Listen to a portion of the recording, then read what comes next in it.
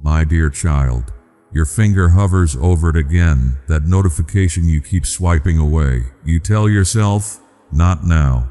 I can't take one more thing. Chest feels tight with fatigue, and your mind feels loud with unfinished thoughts. Part of you hopes it will disappear, and part of you worries it matters. You're tired of being pulled, tired of being expected to respond.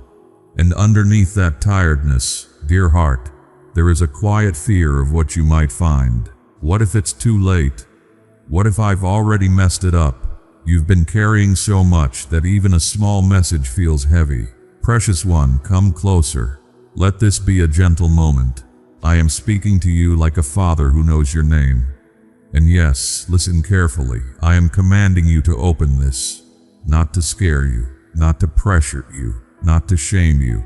I am commanding you because love sometimes needs a firm hand, because you have been standing at the edge of your strength, trying to keep your life from spilling over, trying to look fine while you feel frayed inside. Beloved, I know the way you've been coping. Small distractions. One more scroll, one more delay. You keep telling yourself, I'll deal with it when I'm stronger. But you're not getting stronger by carrying it alone in the dark. Sweet soul, this is not a demand from a distant throne. This is the voice that has held you through every hard season, the voice that has stayed steady when your thoughts ran wild. My dear one, I am not bringing you a list of requirements. I am bringing you a final word for this chapter, a last message before you step into what comes next. Not the last message forever, not the last time I will speak to you, but the last note you need to stop circling the same pain. You have been rereading old memories like they are proof of your future. You have been turning small mistakes into a sentence you think you must serve. Loved one, you are exhausted from trying to predict what I will say. You imagine disappointment. You imagine correction without tenderness. You imagine a door closing, but I am not here to slam anything shut. I am here to steady you. There is a difference between conviction and condemnation. One clarifies, the other crushes, and I do not crush the ones I love. My child, listen. You have been misunderstanding my tone. You have mistaken my firmness for anger. You have mistaken my urgency for rejection. You have mistaken my now for too late. Dear heart, urgency can be mercy, like a parent calling out when a child is about to step into danger. Not because the child is bad, because the child is precious. And you, precious one, have been inching toward an edge. Not an edge I punish you for, an edge I simply don't want you to fall from. You've been living on fumes, sleeping but not resting, smiling when you can, then going quiet when no one is watching, and you've wondered, is something wrong with me? No, beloved, something is heavy, and you've been lifting it with hands that are already tired. So when I say, open this, I am not saying perform. I am saying stop running from the medicine because you're afraid of the taste. I know you. I know your ways of protecting yourself. You postpone. You numb. You overthink. You make yourself busy so you don't have to feel. And when things get too quiet, you fear what will rise up. My dear one, you don't need to fear what rises up in my presence. I can handle your questions. I can hold your anger. I can stay near your tears. You do not have to sanitize your heart to be safe with me. There is something you've been avoiding, and you've called it self-control, but it has been more like self-protection. You keep the message sealed because you think it might confirm your worst story about yourself. But I am the one who writes a truer story. So come, not rushing, not proving, just come as you are, loved one. When I say, this is my last message, I am saying, I am closing the loop on what has been draining you. I am ending the inner argument that keeps you awake. I am finishing the sentence you keep finishing for me, because you have been guessing what I think of you. You have been imagining that I'm keeping a score. You have been living as if one more mistake means you're done. Beloved, that is not my heart. If you could see how I look at you, you would stop punishing yourself for being human. You would stop calling weakness a character flaw. You would stop treating your needs like an inconvenience. Dear heart, you have needs. That doesn't make you a burden. You've been afraid to want comfort, afraid to ask for help. You tell yourself, I should be past this by now. But healing does not follow your timeline, and strength is not pretending. Beloved family, if this message spoke to your heart today, and you feel led to support this ministry, the link is in the description and comment box. Your kindness helps us continue sharing God's word. My child, open this message the way you would open a window in a crowded room, not to prove you're strong, but to let clean air in. You've been suffocating under your own expectations, and you've been blaming yourself for gasping. Precious one, I am not offended by your fatigue. I am not disappointed that you have limits. I designed you to need rest. I designed you to need companionship. I designed you to receive care. You have been trying to become untouchable, but the cost of being untouchable is loneliness. And loneliness has been whispering lies into your quiet moments. It has told you you are behind. It has told you everyone else has it figured out. It has told you your best days are over. Beloved, those are not my words. Here is my last message for this season. Stop interpreting delay as denial. Stop interpreting silence as abandonment. Stop interpreting struggle as proof you are unloved. Dear one, some things take time because they are deep. Some things take time because they must be built strong. You want quick relief, I understand, but quick relief is not always lasting peace. You've been asking, why does this keep happening? And part of you suspects you are the problem. Listen closely, sweet soul. You are not the problem. You are a person in the middle of pressure. And pressure reveals what needs care. It reveals where you've been stretched beyond what's reasonable. It reveals where you've been surviving instead of living. My dear one, you don't have to keep living like everything is an emergency. You have been training your nervous system to expect impact. Even when the room is quiet, your body stays braced. You jump at small things. You replay conversations. You lie down and your mind keeps pacing. Beloved, I know. So hear me. I am not adding weight. I am removing it. I am commanding you to open this because you have been believing the wrong explanation. You've told yourself, I'm failing. But much of what you call failure is simply overload. You've been doing too much alone. You've been trying to be your own shelter, and you weren't meant to be your own whole world. My child, I will be plain with you.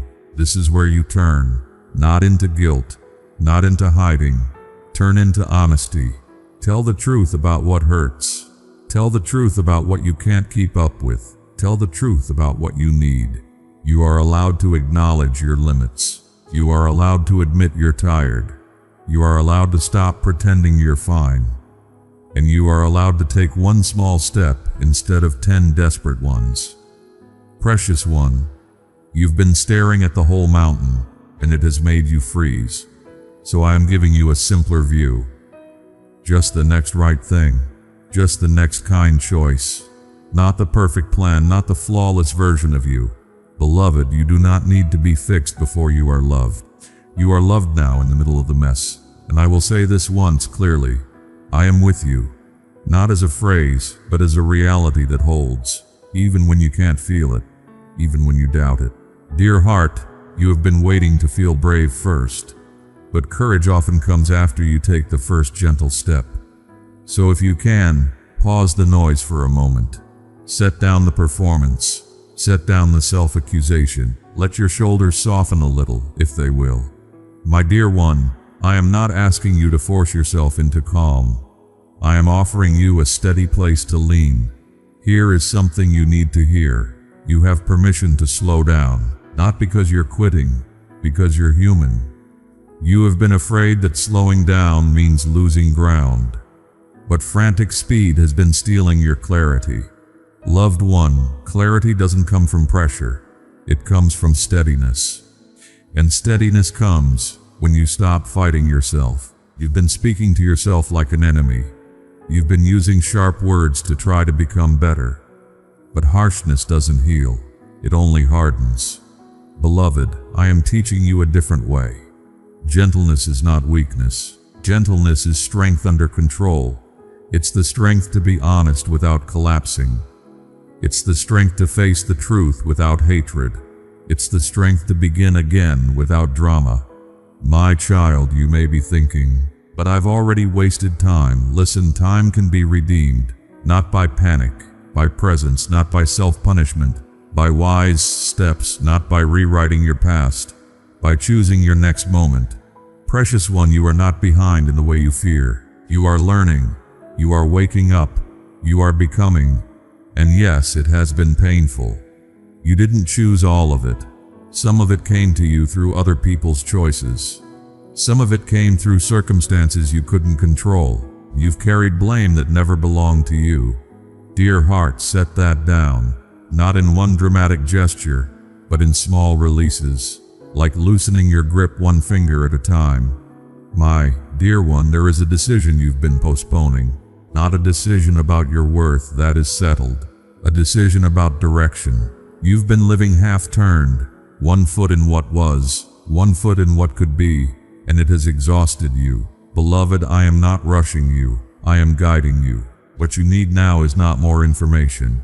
You need a steady center so the noise can't steer you. So here is my counsel, simple and practical. Choose what restores you, not what drains you. Choose what is honest, not what looks impressive. Choose what is safe, not what repeats old harm. And when you don't know what to choose, choose what is kind to your body. Eat some real. Drink water. Step outside for a moment. You have been treating yourself like you're a machine, but you are not built for endless output. Precious one, if your heart is racing, that doesn't mean you're failing. It means your system has been on alert too long.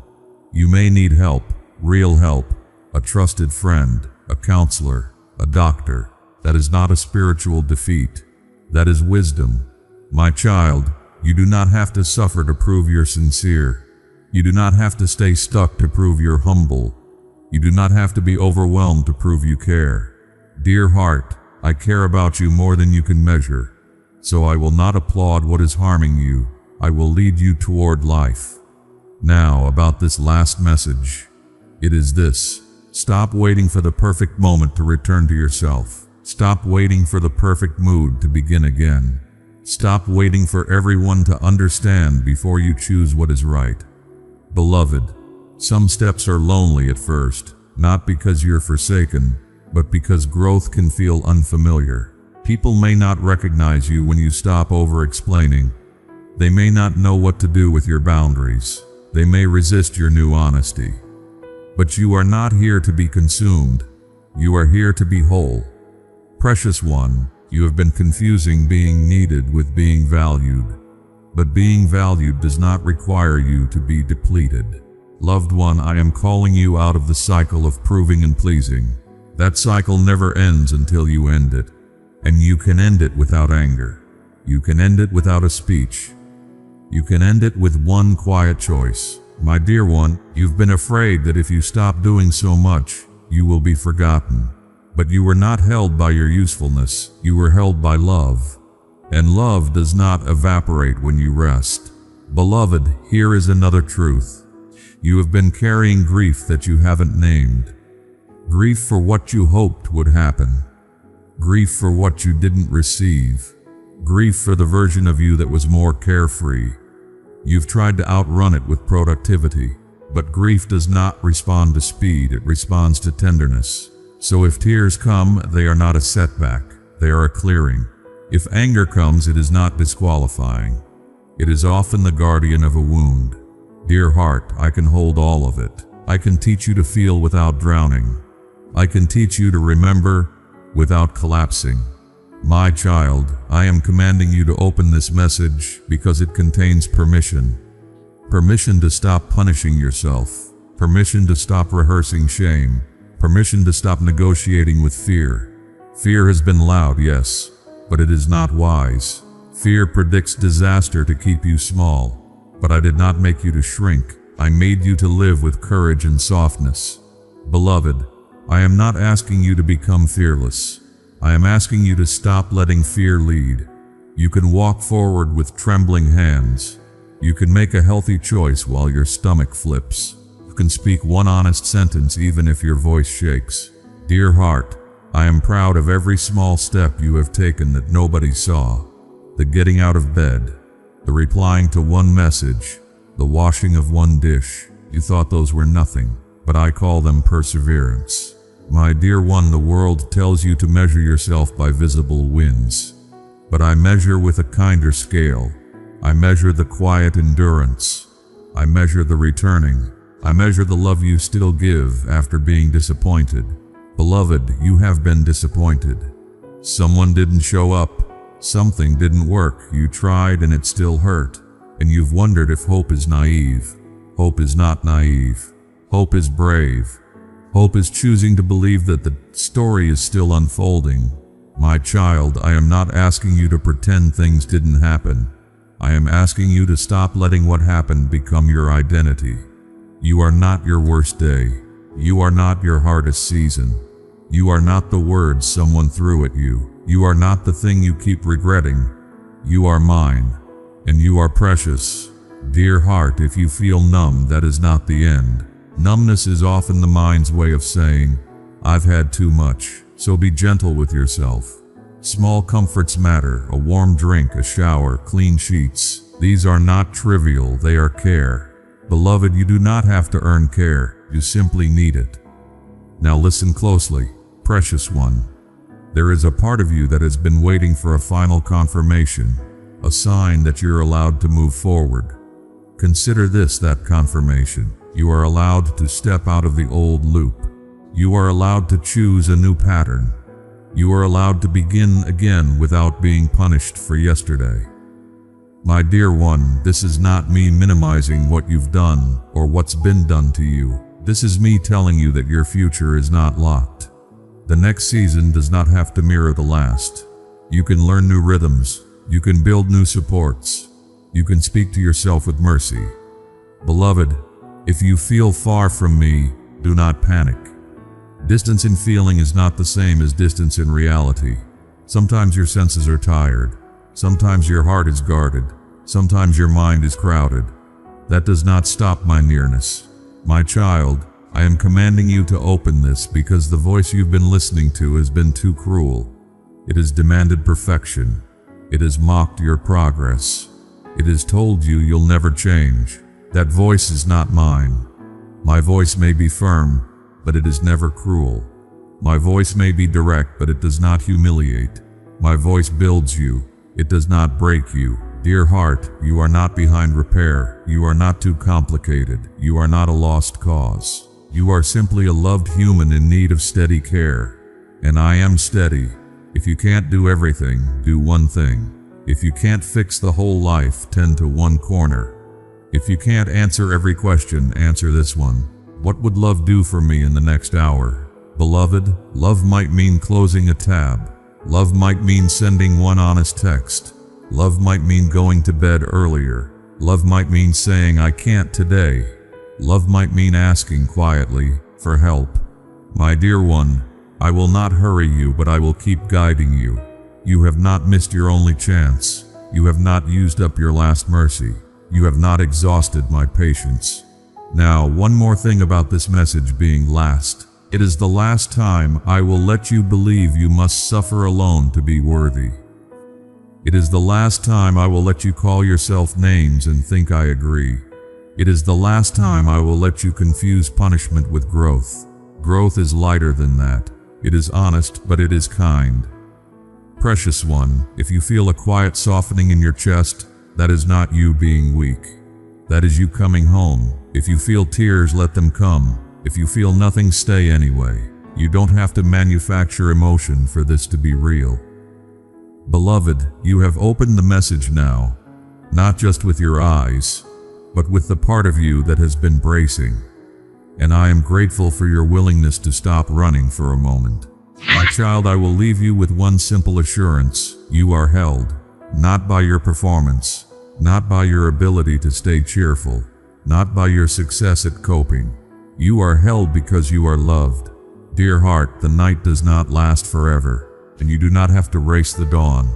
Rest your mind a little. Let the next step wait until it is time. I will remain near, steady as the quiet fire, and when you are ready, even if ready is small, we will take tomorrow together. Amen. Beloved family, to those who chose to support this ministry, you stepped in during a season when it truly mattered. Your kindness became strength for us. May God surround your life with His peace and grace.